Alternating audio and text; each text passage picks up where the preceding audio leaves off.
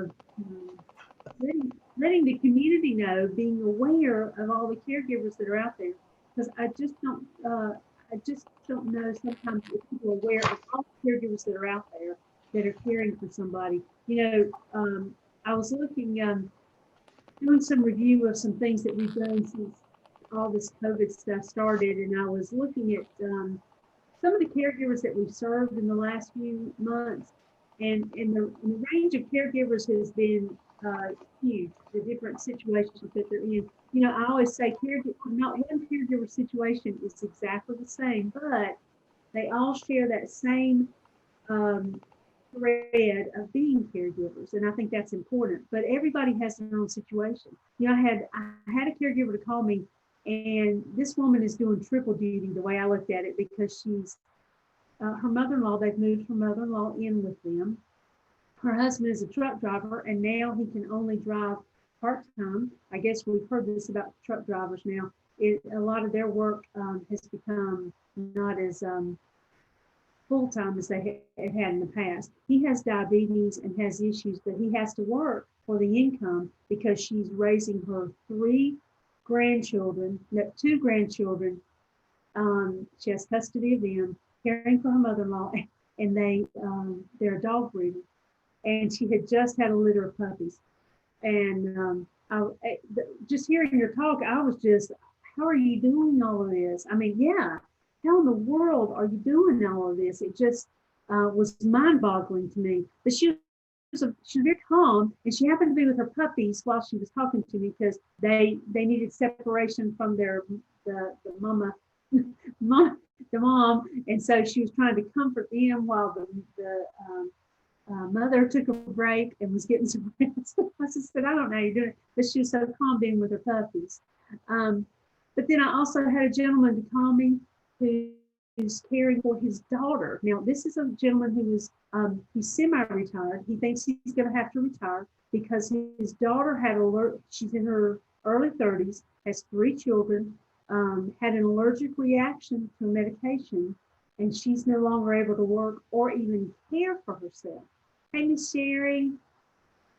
Um, and so this gentleman was needing help because um, somebody else in the family had taken the children because she's a single mom. He was now caring for his 30-something-year-old daughter. He was early 60s, and needed some help because he wasn't sure what to do. I've since gotten a call back from him that he's going to be caring for his grandchildren too. But his daughter was no longer able to function. She was no longer able to raise her children. She was no longer able to do anything other than rest all the time. She couldn't function. Um, and so, trying to help them in some way with some things, any way that we can. I had one single mother to call me, a grandmother to call me, who's raising two grandchildren. She has custody of them, and she's driving a bus part time, and that was all she could do too with taking care of the children. It's just a wide range of caregivers that are out there that are doing different things. But to me, this is a month that I try to take every opportunity to let people know that how important this job is, and that caregivers need to be noticed and recognized for what they're doing. Because I just don't think that, and two, one thing I try to do is let the community know, and I remind people that if you know a caregiver, this is what you could do to help. Because, and I think you guys know firsthand that it's not easy to ask for help. I think to me that's the big thing is a lot of times we don't want to ask for help. We want to be able to do it ourselves. I had a friend, he was caring, excuse me, he was caring for his wife. She had Alzheimer's, and I may have shared this with you before. And when she was first diagnosed, her mother had Alzheimer's and had passed away several years earlier, and then she was diagnosed with Alzheimer's. And he was and Irma, I don't know how you feel about this, but this is this strapping man that came in and said, I'm going to do this myself. I'm going to take care of my woman, and I'm going to be there for her and take care of her. And he did. And for several years, he was doing it all himself. himself. People would offer, got this, I have got this, we're good, I've got this. And a couple years into it, though, I noticed he was not doing too good. And I think because he wanted to do everything for his wife, he wanted to take care of everything. He wanted to be her man, to take care of everything for her. But I think the longer he was caregiver, the more he realized he did need some help. So it took me a little persuasion, but and some of us friends stepped in and said, just let us do a little bit here and there, and just a little bit of someone taking his wife out to lunch gave him up that little bit of a break. It was like a spark came back in his eye. Like he didn't realize he could take advantage of something like that and still take care of her, but have a little bit of time for himself. So I was proud of him for being open to receive the help. And that made all the difference in the world. I had a caregiver. He was living in Florida. His mother lived up here in one of our counties, and he would come back and forth from Florida to take care of her. And he gave me a call, wanting to know what he could do to help. Well, what we could do to help him, and so we were able to give him information about resources here. Well, things changed, and he came up to get her and bring her back to Florida with him because he didn't want to leave her alone anymore. But he had to be in Florida working. So what he did was we connected him with the caregiver support specialist in Florida where he lived, so that he could take advantage of the resources they had there. He ended up he was an only child. His dad had passed away, and so what he did was he had her in Florida during the time, his intense time of working. But when he could work remotely, he would bring her back home, be here in the area with her and live with her, and then take her back home. At the last couple of years, she was with him all the time. So I don't know. It's just interesting, the people that I've talked to that we've helped, that every situation is different. So I try to listen, try to see if there's a way that we could help, or at least direct them in the right way for their caregiving. And one thing with this year, and I don't know how y'all feel about this, or if you've heard a lot about this, but with COVID, things have changed, of course, for all of us, but not only for the entire world, but caregivers, things have changed because suddenly things start to go remote. Is it safe to go out? Is it safe to go to the grocery store, to go to the doctor's office? I know a lot of doctor's offices now are doing the telework, tele appointments. Is that what they call it? Remote appointments and things like that. And just how much does a caregiver need to step up and go, wait a minute, well, we need to think about this, we need to do this, or whatever. Is it hard for the caregiver to step up and say something to defend what they want, what they feel like for their loved one? I don't want to come into the office. I don't want to bring my loved one into the office when they do want them to come there in person. I mean, and there are times that caregivers have to speak up, and that's not always easy.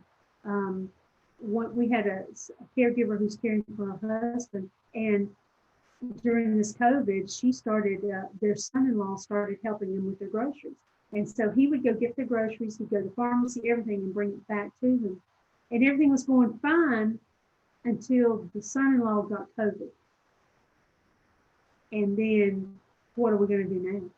I mean, what they were thinking, what is it we're going to do? How are we going to get some help now to get to the grocery store, to get to the pharmacy, to get what we need and be safe? So, I mean, for some people, that may be a big issue. For caregiver, that becomes a big issue. So how do you navigate that? But it made me start thinking, for you guys, I mean, are there any issues that you've had that you've had to speak up, you've had to do something, you've had to say something, or take a stand? What's been the scariest part about this, the COVID?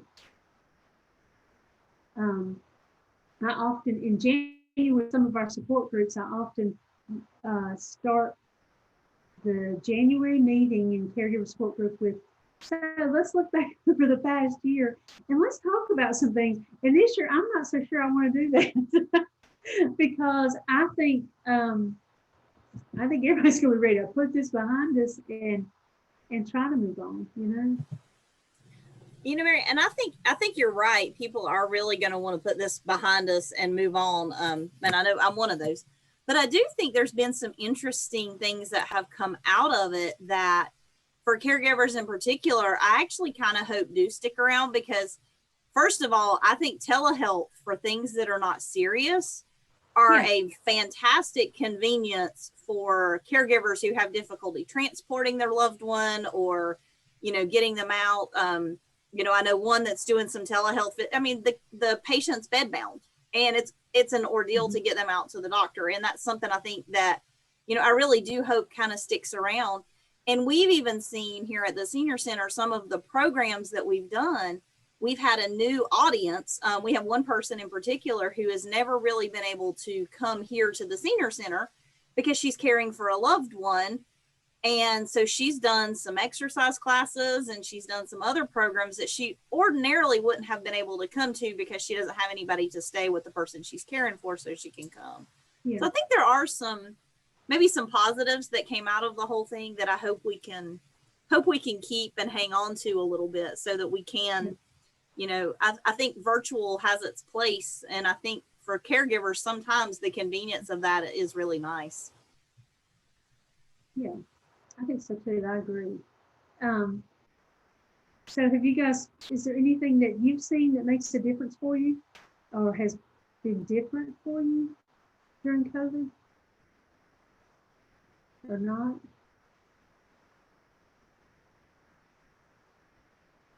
The What thing was that? I've noticed that I think is helpful is being able to order groceries online and go Mhm. pick them up. That was something we never would have done before now. And just thinking about your scenario with the relative that was going to get the groceries and the pharmacy stuff, being able to still call in what you want, exactly the brands that you want in the size that you want. And if you can have somebody just to come and or go and pick it up and bring it back, it makes a big difference. Mhm. It makes it safer for everybody involved, and you don't feel like you're putting somebody else at risk. Right, it does. I think you're exactly right. And that was one thing when we uh, first started doing some orders for caregivers to order groceries or whatever to have them delivered. At first, I thought this would be temporary, but now I think now this is something that's going to stay in place. And the interesting thing is, I've ordered from Walmart, Food Line, Lowe's, and at first it was kind of choppy, and they would kind of get things going and get things in place or whatever for the orders. But now they have really worked on getting this a nice system going for this, and Instacart or whatever. And they have a real good system going now with this. And I don't think it's going to stop because I think for all of us, that convenience of doing that makes a world of difference for us. And there was, I wish I remember which grocery store. There was a grocery store that if you don't have internet, you can actually call them and they're willing to do the order for you over the phone for you to pick up. And I can't remember which grocery store that was, but I thought how wonderful that they're doing that, allowing someone to call in and say, I need this, this, and this, and they can come and pick it up. I think that's wonderful. So I think you're right. I think there's some good things that are coming out about from this that I think will stay with us. I'm sorry, Henry. That's okay. No, even take away COVID, all the different people that it impacts and benefits, from moms with young children to elderly to people with breathing disorders that maybe can't walk around the entire store, everybody. It just, for those that have a wandering loved one they take care of, that today's just not the day that I want to fight down the aisles of the grocery store. Right. But they're willing to get in the car and go for a ride. It makes a Yeah. difference. I think that does make a huge difference. I know that the other night I went over to my mother. She's 91, and we went over to her house because my sister-in-law, they were doing a Zoom birthday party or whatever, birthday celebration. So I went over for my mom to be on Zoom. Up until now, she has said, I don't want anything to do with computers, technology. I don't want anything to do with it, nothing. And so her Bible study is now getting ready to go remote and online. And for the very first time, she said, hard would it be for me to learn how to do this? So I was encouraged that she was saying that, because all this time she has said, absolutely not. Every time there was a Zoom get together, I would bring my computer over there for her to be on there. And now that it's affecting her Bible study, it was like, maybe she wants to learn. So that may be a Christmas idea. I'm not sure yet. We haven't quite gotten that far yet, but so it was encouraging to me. So maybe for others who really don't want anything to do with technology, that maybe now they might be interested, a little more interested, which would open up a whole new world too. So we'll see how. I'll let you guys know in January what happened with this. if we try to go forward with this. But yeah, I think if we take out the COVID, like Ingrid said, if we take out the COVID from this, there are a lot of things that are coming about that we never would have tried, that we never would have thought about doing. And I wonder, and I don't know if you guys have thought about this, it's a little off of caregiving, but you guys, I wonder, have you thought about what in 10 years, looking back in 20 years, what are the things they're going to say about this time that we've been through, that we've been going through? I don't know. I hope it's some people have said, I've heard some people say that they're going to look back on it and it was just a time and a place, a glitch, we're past it, and everything's fine now and there are no issues, and it brought about these changes in our community. That's the one thing I'm interested to see, is down the road what we see are the things that have been brought about from the COVID. But that's a side point there, away from caregiving. But anyway, one thing that I do stress a lot with caregivers is how important respite is. And I can tell you guys story after story after story of caregivers who took advantage of getting some respite. And the first time people hear that word, it's, what is respite? What does that mean? And what do you do with respite?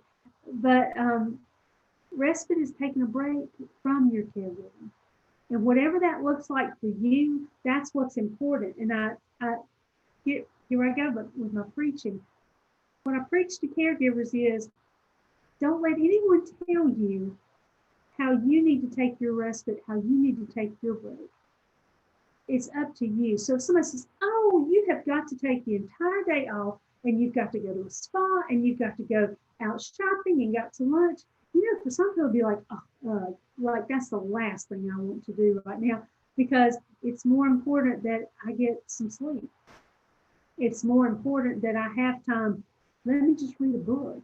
That's all I want. In the past, one of the things that I suggested to caregivers they think about is, not right now, was going to the library and spending some quiet time with yourself reading. So just some time for yourself, for those who wanted to do that. Can't really do that right now, but when we get past all of this, that's one thing to think about. And so with the respite time and the taking a break time, I encourage caregivers, you think about what's important to you, because for some of us, just pulling away for 15 minutes can make all the difference in the world. And for some of us, it needs to be an entire day of taking a break. And that to me is the important thing about this, is that we look at what's important to us. I know I have one caregiver that all he wanted to do was go fishing.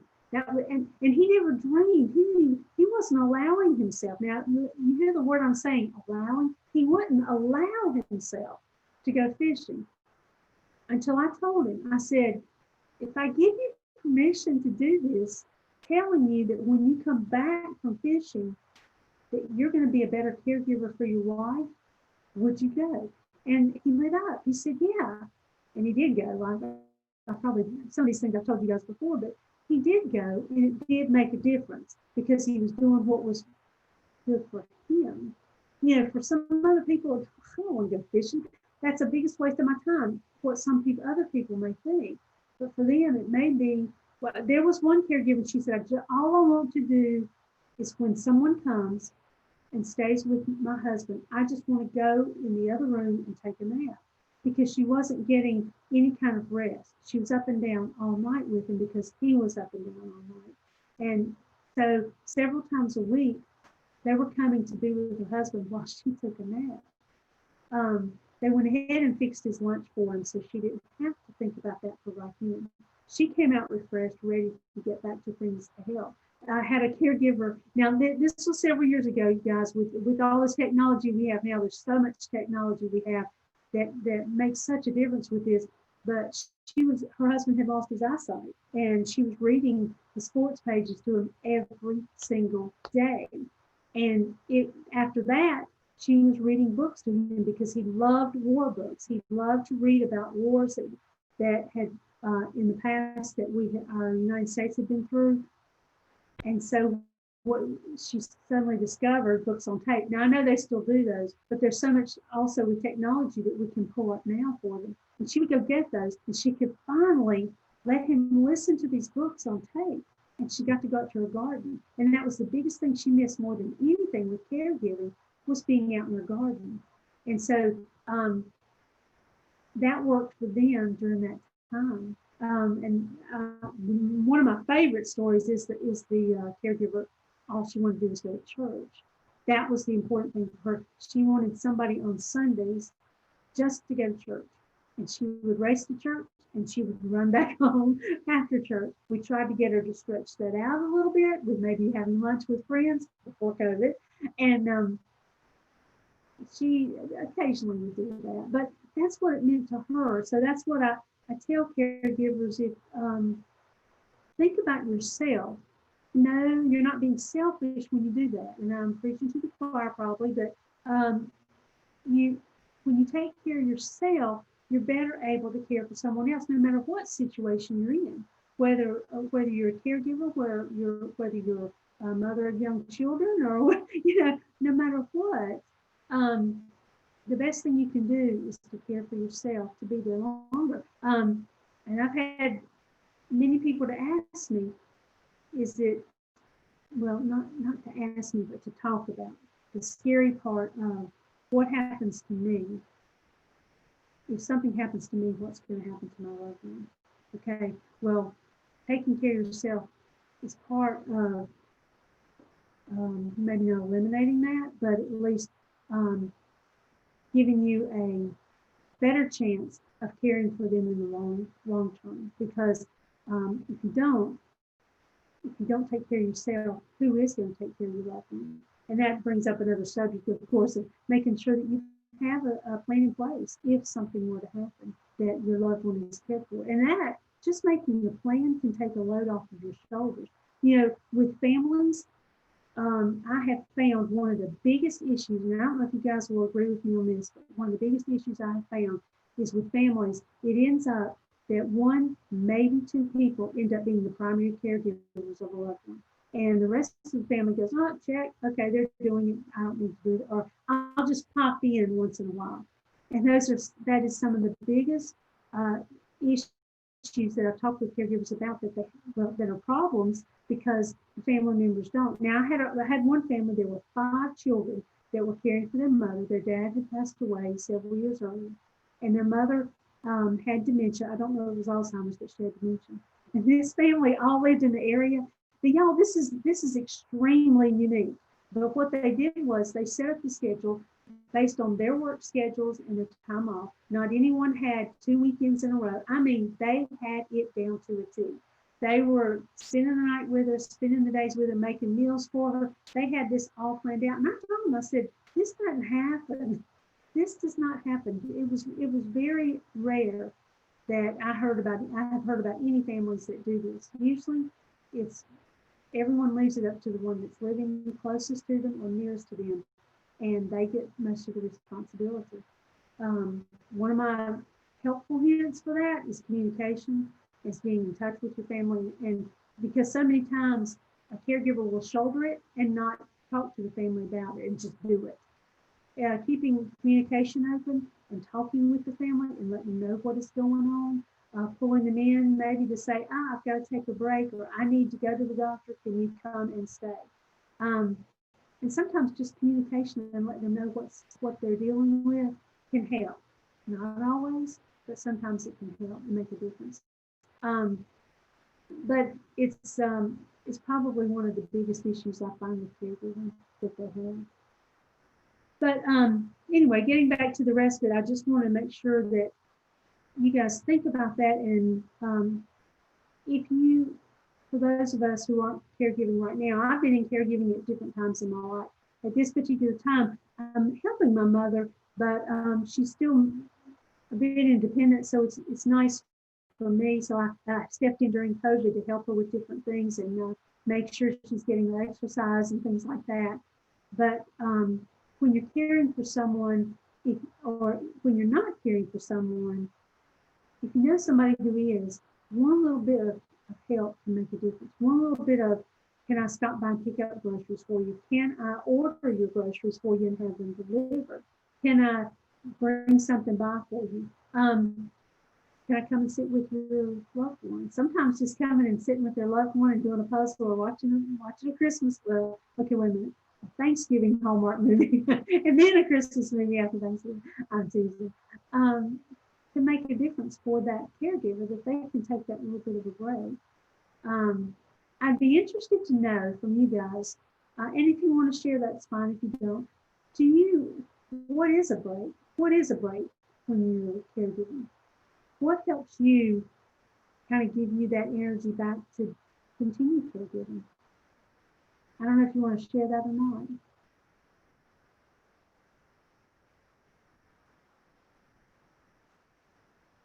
I think the one thing when I have been a caregiver, one of the, what would happen was, because I was the caregiver for my mother, whenever my siblings would come to help from, they lived nearby, in neighboring towns and cities.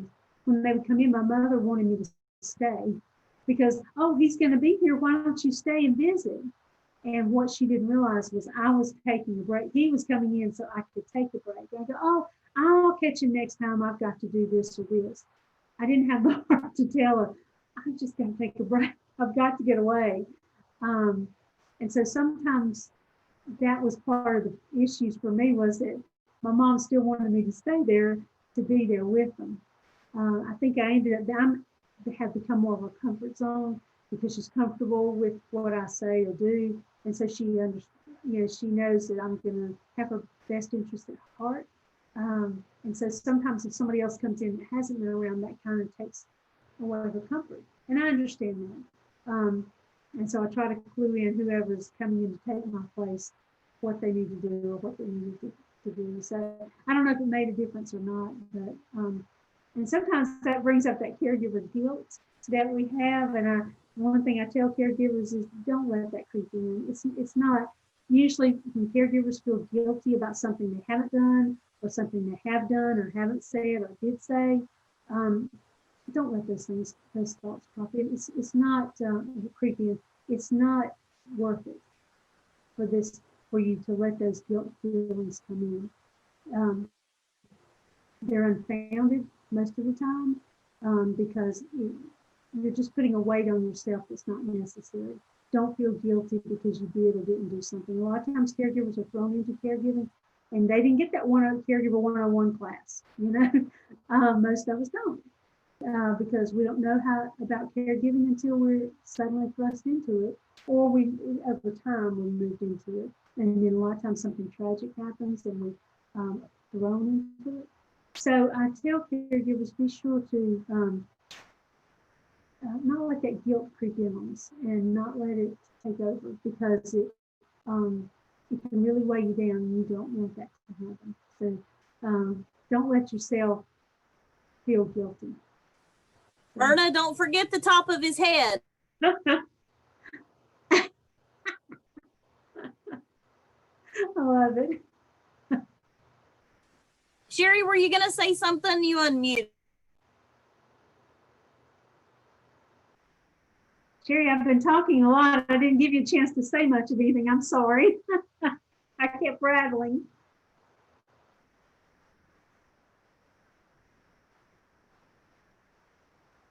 Maybe. We're dusting now. We're all done dusting. I didn't realize I'd be on TV. I'm sorry.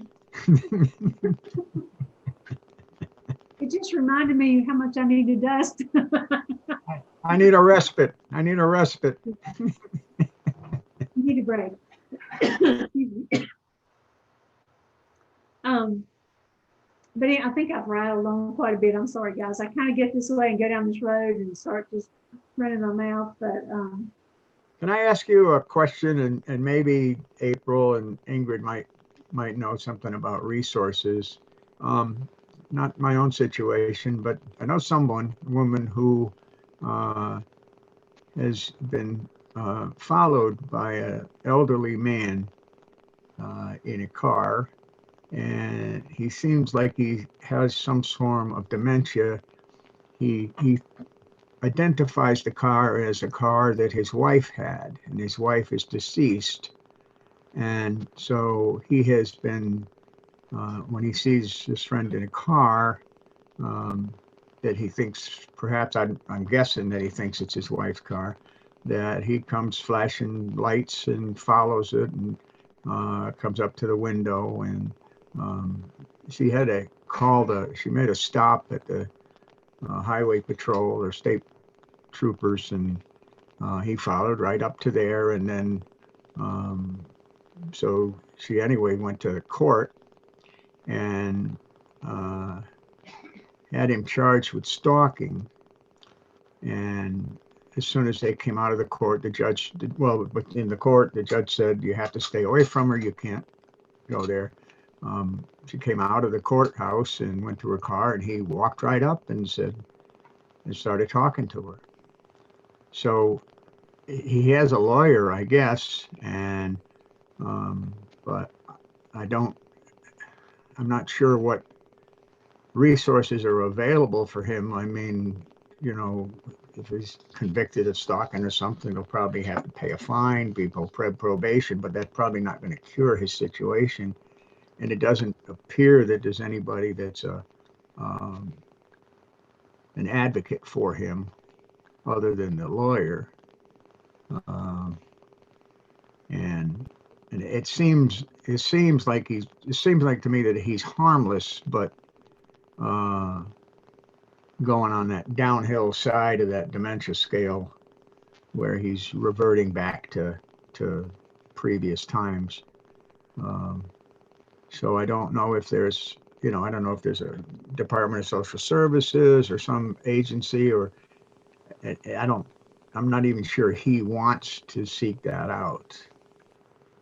So I would definitely say that Department of Social Services may be something that the friend would need to call and talk to about the situation. Because the thing about social services is, depending on his circumstances, and I don't have enough information to know for sure, but if he has dementia and he's unable to make or communicate rational decisions, he may not have a choice in their involvement. They may be able to step in and try to initiate some services without him, even if he's not necessarily willing. The other thing is, if the situation is continuing, I think as the person who took out the original order, I would contact the judge, because there is a potential that the judge could order a mental health evaluation or neurological evaluation to determine kind of what's going on and if there are other circumstances. I think that the session in the court was that the judge told him to stay away from her, and his attorney said that they were going to have an evaluation. So that may be in the process. Mm-hmm. But and the prosecutor was encouraging her to not press charges, because he might recognize that I'm not sure what stalking is, but it's more like following, I guess. But I guess that's stalking. I would think that's still kind of considered stalking. But they could, the person, if she knows enough that they could, call and tell that if they think it's dementia related, stalking someone is a hazard to his safety as well. What if he sees a person in an identical car that's not this person, and they don't take so kindly to him coming up to the window? So you could contact the Department of, or she could contact the Department of Social Services and let them know what's going on, and they may be able to do a well visit or an investigation, depending on the circumstances, and kind of look into it. But depending on his circumstances, it really may not be up to whether he wants it or not. It isn't always voluntary. She's very nervous about it. Just almost scared. I would be. I could understand that. I would be pretty leery of something like that. And unfortunately, you know, he may have dementia and he may be completely harmless, but in the world we live in today, he could also not be harmless. We don't know. So I could see the concern. Okay. And I mean, it is kind of nice that there are people concerned for his well-being too, but it sounds like they need a little more involvement than just the going to court and the judge saying stay away, because obviously that didn't really work. Maybe worked for 5 minutes. As soon as he got out, walked up to the window. Yeah, so I think I would definitely take some additional steps. And unfortunately, you may have to press charges to get the involvement. There are situations I've been involved in where people have had to press charges to get the court involved, and then later dropped the charges in lieu of mental health treatment or, you know, evaluation, something like that. So there are potential circumstances where if there's no other alternative, they could press charges and get the involvement going, and then perhaps that could transform into getting the person help rather than actually continuing the charges. Yeah, I think it started, he came up to her and said, "How much do you want for the car?"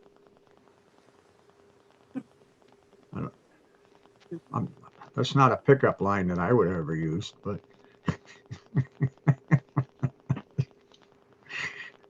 okay, thanks. Well, thanks, April, because when you were talking to her, I thought, oh, I have no clue what to, so thanks for those suggestions. I know we've been on for about 45 minutes, so I just wanted to ask if there are any questions you guys have about our family caregiver support program and about the respite, any services. We do have services available for respite that gives the caregiver a break from their caregiving. So that's it. Kind of the way I look at it, it's not anything long term, but it's a temporary respite grant that we have. And to me, it's helping the caregiver and their loved one to look at this and to introduce the idea of taking a break and how important it is, and that it is possible to take a break and become refreshed. And I always tell caregivers, remember, you may be needing a break, but they may need a break from you too. Just saying. So keep that in mind. They may not tell you, but they might like a break from you while you take a break from them too. So I think it's good on both ends sometimes. But and if you know anybody that might be interested, you could send them my way, or feel free to ask me any questions about it. But that kind of gives you an idea of what our program is about, focusing on the caregiver. It's under the Older Americans Act is the way it was implemented 12 years ago. It's the way when they put it into the Older Americans Act. So it's something that's, I'm glad that our nation realizes that and has that focus for caregivers, because I think it's really important. And I'm watching legislation now because they are there are some committees that have come together with our with our federal government that's looking into caregivers and what they're doing. They're doing a study now to see just how much caregivers are providing for their loved one, how many caregivers there are out there, the time that they're spending with them, the money that they're saving by caring for their loved ones. And so studies are going on now about caregivers. So I'm anxious to see how this all comes out and what they do find, because I think we all know as caregivers what we're doing for our loved ones and helping our loved ones. But I think a lot of times once they study it and see what we're doing, it makes a world of difference to bring it to light. And like I said, anytime we can bring this to light to share with the community or let them know what caregivers are doing, I try to. So if you have any questions, just let me know. Or I know April and Ingrid have my contact information. If you ever want to ask them for our contact, we'll be glad to help with anything we can, or any other services you may need under the area agency. You can always share that with you, or sharing information, resources in the community for you. So, any Well, questions? thank you for the appreciation bag. Oh, yeah. That was very nice. And my situation and our situation is a little different than some, and I am able to get respite, and do things. And so Good, good, we're just working along. good. Well, we're here if you guys need us. And Miss Sherry, we're here if you need us. Any way I can keep in touch with you guys, as I always try to do so. We appreciate you. Thank Well, I you. appreciate y'all so coming on much. today. Listen to me ramble a little bit. It was great. Yeah, you Yeah, should really I could speak go up a on little and more. on and on. I have to stop myself because I just keep going and going. You need to open up a little bit, Mary. You're just too shy about speaking up, I'll work on that, Herb. I'm going to work on that. Yeah. Hey, Irv, you tell George to keep his hands to himself. He just goosed me as I went by. I just got a report that George goosed my wife when he went by. I think we have an assault. I don't know if Mary knows who George is. George is my skeleton. He goes to Halloween parties and dresses up. He goes everywhere. Right now he's wearing a pirate costume. Is he? Phil. Well, maybe I bought him. maybe I'll see something. I bought him at Lowe's about 5 years ago. He was a floor model. So this plastic skeleton, small life size, and I got him for Halloween. And then when Halloween was over, I said, to myself, I'm not going to put him in the closet and wait for next year to bring him out. He's going to be out year round, and he rides shotgun with me when I go to take the recycling in, and the guy over there loves him, George is more popular than I am. I'm driving along and people are waving at him and giving him the thumbs up, and me to just ignore Cool. I like that. Oh. He's got prizes. He participated in the walkathon that we had too. I had to lug him around the last lap, but Sounds like he's an active part of your life, and that's good. right. He doesn't eat much and he doesn't drink much. I try to give him some water, but it goes right through him.